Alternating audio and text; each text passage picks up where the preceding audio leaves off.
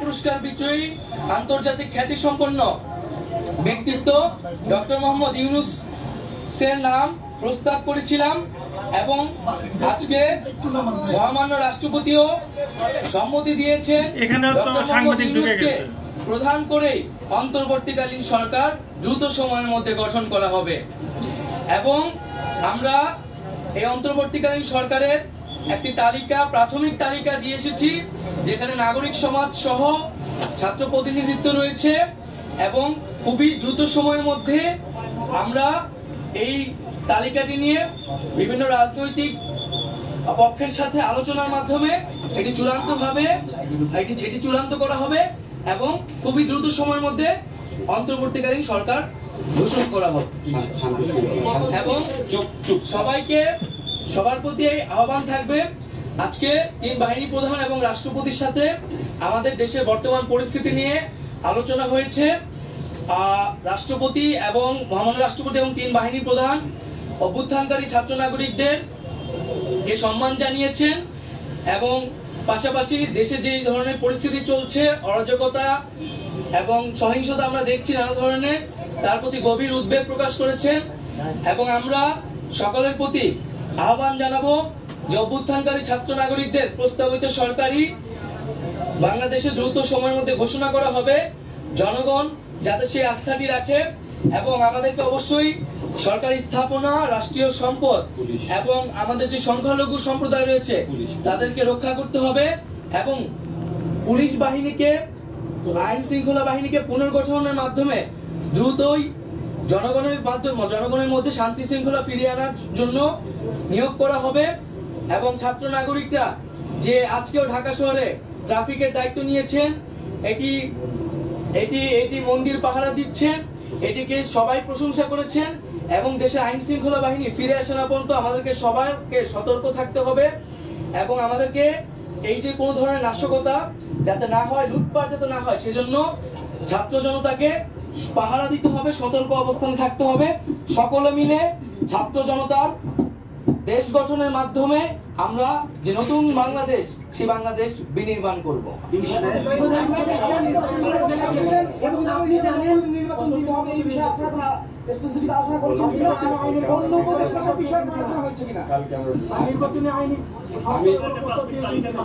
আমি এটা একটু বলে দেই হ্যাঁ তাই তোমার অনুমতি নিয়ে বলছি আমাদের এই তালিকা যেহেতু চূড়ান্ত হয় না এটা এখন প্রকাশ করা হবে না আর অন্যান্য বিষয়ে আলোচনা চলছে কতদিনের সংখ্যা হিসেবে আলোচনা চলছে সেটা আমরা 10 থেকে 15 জনের একটা প্রাথমিক তালিকা দিয়েছি সেই তালিকাটি এখন আমরা প্রকাশ করব না যেহেতু এটা একটা প্রাথমিক সেটা আমরা আরো চূড়ান্ত করে দ্রুত সময়ের মধ্যে সেটা প্রায় 24 ঘন্টার মধ্যেই সেই তালিকা সহ আপনারা সরকারের অন্তর্বর্তীকালীন সরকারের ঘোষণাটি দেশবাসী পেয়ে যাবে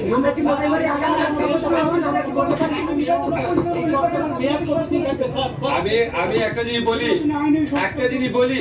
আমরা একটা এক্সট্রাঅর্ডিনারি সিচুয়েশনে এই সরকার গঠন করতে যাচ্ছি এক্সট্রাঅর্ডিনারি সিচুয়েশনে সরকার গঠনের ক্ষেত্রে বিভিন্নভাবে এটাকে বৈধতা দেওয়ার সাংবিধানিক রীতি আছে নিয়ম আছে সেটা ফলো করা হবে সরকারের মেয়াদ এখনই ঠিক করা হয়নি ওইটা আমাদের এই ছাত্র জনতা আমাদের যারা সমন্বয়করা ওনাদের প্রস্তাব ক্রমে ডক্টর মোহাম্মদ ইউনূসকে তত্ত্বাবধায়ক সরকারের প্রধান হিসাবে আমাদের রাষ্ট্রপতির সম্মতি জানিয়েছেন অন্তর্বর্তীকালীন সরকার হিসেবে উনি আসার পর এই ব্যাপারে একটা ঘোষণা আসবে আমি আপনাদেরকে অনেক কথা বলি অনেক ব্যাপারে আজকে আমি শুধু দুটা কথা বলার জন্য আসছি একটা হচ্ছে আমি আমাদের ছাত্র যারা সমন্বয়ক আছে নাহিদ আসিফ তারপরে আপনার হাসনাত সার্জিস বাকের আজকে ওদের সহ অন্যরা মানে মূলত আলোচনা করেছে 4 জন তো ওদের যে আলোচনার স্কিল দেখেছি ওদের যে আলোচনার আউটকাম দেখেছি এটা একটা মুগ্ধ করার মতো মানে আমি নিজে বিশ্বাস করতে পারি না আমরা এত ম্যাচিউরলি সবকিছু এত ডিল করতে পারি আমরা খুবই লাকি আমরা শুধুমাত্র মানে অভ্যুত্থানের নেতা পাই নাই ইনশাআল্লাহ আমার মনে হয় রাষ্ট্র গঠনের নেতা আমরা পেয়ে গেছি ওদের মধ্যে আরেকটা কথা এটা আমাদেরকে বলতেই হবে আমাদের সেনাবাহিনী আমাদের নৌবাহিনী, আমাদের বিমান বাহিনী, ওনারা অত্যন্ত আন্তরিকতার সাথে আলোচনা করেছেন এবং আমাদের কাছে ওদের সম্পর্কে এত প্রশংসা করেছেন। এবং ওনারা এই যে ছাত্ররা যে বিভিন্ন জায়গাতে ট্রাফিকের দায়িত্ব পালন করছে, মন্দির পাহারা দিচ্ছে, এটা ওনারা অনেক প্রশংসা করেছেন। এবং ওনারা আমাদের এই সমন্বয়কদের দেখে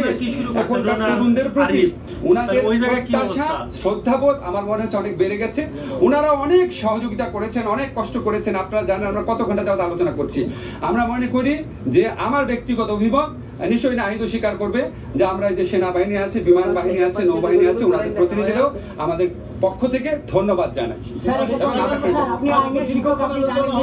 বর্তমানে দেশে যে পরিস্থিতি চলছে তাতে একটা সরকার কত প্রয়োজন, আইন শৃঙ্খলার অবনতি খুব বেশি। কেউ কেউ মনে করছে যে কালকেই শপথ বা আজকে শপথ হলে ভালো হতো, একটা সরকার পেলে ভালো হতো। প্রধান উপদেষ্টা যখন সিদ্ধান্ত হয়ে গেছে তখন কালকে শপথ অনুষ্ঠান বা সরকার গ্রহণ বা কার্যক্রম শুরু করা বাধা কোথায়? আরেকটা সম্পূর্ণ বিষয়, ডক্টর ইউনূস দেশে নেই আমরা জেনেছি, আপনার সাথে কথা হয়েছে, দেশে ফিরেছেন কিংবা কবে ফিরবেন? আমরা ওনার একটি মাইনর অপারেশন আজকে হয়েছে,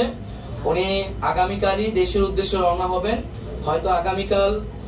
রাতে অথবা পরশুদিন সকালের মধ্যে উনি দেশে এসে পৌঁছাবেন এবং এর মধ্যেই আমাদের তালিকাটিও পূর্ণাঙ্গ চূড়ান্ত হয়ে যাবে এবং হয়তো আমরা 24 ঘন্টা বা তারও কিছু সময়ের মধ্যে, অধিক কিছু সময়ের মধ্যেই আমরা পূর্ণাঙ্গ যে সরকার, অন্তর্বর্তীকালীন সরকারের শপথ যে বিষয়টি সেটি আমরা করে ফেলতে পারব।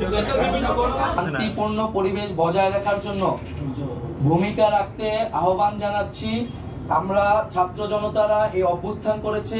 এখন এই অভ্যুত্থানকে রক্ষা করার একটি নতুন বাংলাদেশ গঠন করার দায়িত্ব তাদের। যারা আমরা দেখেছি বিভিন্ন ধরনের নাশকতা করা হচ্ছে, হামলা করা হচ্ছে, পরিকল্পিতভাবে করে এই আন্দোলনকে নস্যাৎ করার চেষ্টা করা হচ্ছে। আমরা সকল প্রতি আহ্বান থাকবে এই ধরনের লুটপাট, হামলা কে রুখে দিবেন এবং যারা সংবাদকর্মী আছেন তাদের প্রতি সর্বোত্তম সহযোগিতা করবেন এবং আপনারা থানাগুলোকেও প্রয়োজনে পাহারা দিবেন। আমরা বলেছি বারবার, যারা এই ফ্যাসিস্ট রেজিমের সাথে গণহত্যায় জড়িত ছিল, দুর্নীতিতে জড়িত ছিল, তাদেরকে আইনি প্রক্রিয়ায় বিচারের আওতায় আনা হবে। কেউ আপনারা আইন তুলে নেবেন না। আমরা প্রতিহিংসা, রক্তপাত চাই না, আমরা একটি শান্তিপূর্ণ বাংলাদেশ চাই। আর আমরা একটি কথা বলে শেষ করছি যে আমাদের আজকে আমরা 15 জনের একটি সদস্য এসেছিলাম, আমাদের প্রতিনিধি দল এসেছিলাম, আমাদের সমন্বয়কদের পক্ষ থেকে 11 জন এসেছিলেন, আর আমাদের লিয়াজু কমিটির পক্ষ থেকে মাহফুজ আলম এবং নাসির আব্দুল্লাহ এসেছিলেন এবং আমাদের শিক্ষকদের পক্ষ থেকে অধ্যাপক আসিফ নজরুল স্যার এবং অধ্যাপক তানজিম উদ্দিন স্যার আমাদের সাথে আজকের আলোচনা ছিলেন। আমরা 3 বাহিনী প্রধান এবং মহামান্য রাষ্ট্রপতির সাথে আমাদের লিয়াজু কমিটির 2 সদস্য এবং আমাদের সমন্বয়কদের পক্ষ থেকে 2 জন আলোচনা করেছি। অন্তর্বর্তী সরকারে কি শিক্ষা প্রতিষ্ঠানের ছাত্র রাজনীতি নিয়ে আপনার অবজারভেশন আছে? শিক্ষা প্রতিষ্ঠানের